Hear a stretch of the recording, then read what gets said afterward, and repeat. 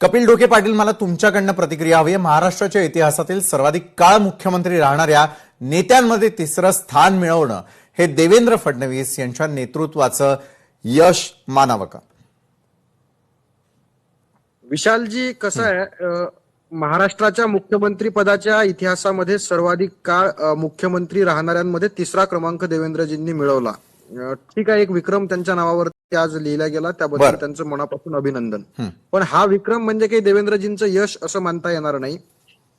किती काळ मुख्यमंत्री राहिलो यापेक्षा त्यांचा कार्यकाळ कसा गेला, आपल्या ग्रामीण भागात एक म्हण आहे, किती जगलो यापेक्षा कसं जगलो याला फार महत्व असते। आणि मुळात देवेंद्रजींनी त्यांचा, मला वाटतं काहीतरी 2430 दिवसाचा कालावधी त्यांनी पूर्ण केलाय माझ्या माहितीनुसार, बरोबर आहे ना? बरोबर।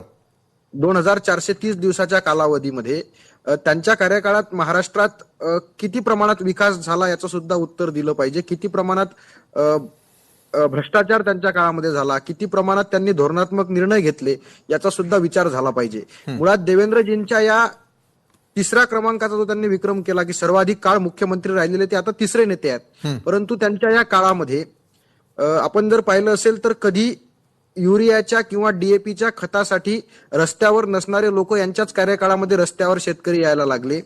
एमपीएससीचे असतील, नीटच्या परीक्षेचे असतील, हे सगळे लोक विद्यार्थी यांच्याच कार्यकाळामध्ये रस्त्यावरती यायला लागले। कर्जाचा सुद्धा विचार केला पाहिजे। यांनी एक विक्रम केला, पण दुसरा विक्रम सुद्धा देवेंद्रजींनी करून ठेवला की ज्यावेळी ते मुख्यमंत्री व्हायच्या अगोदर राज्यावरती 3 लाख कोटीचं कर्ज होतं, ते आज 11 लाख कोटी रुपयाचं झालं। हे सुद्धा यांच्याच कार्यकाळामध्ये झालं ना, याची सुद्धा जबाबदारी घेतली पाहिजे। कार्यकाळ वाढला, विक्रम केला, याबद्दल अभिनंदन आहे, पण याही गोष्टी आता आपण लक्षात घेतल्या पाहिजे। बरोबर आहे कपिलजी, एक विरोधक म्हणून तुमचे मुद्दे मला लक्षात आले।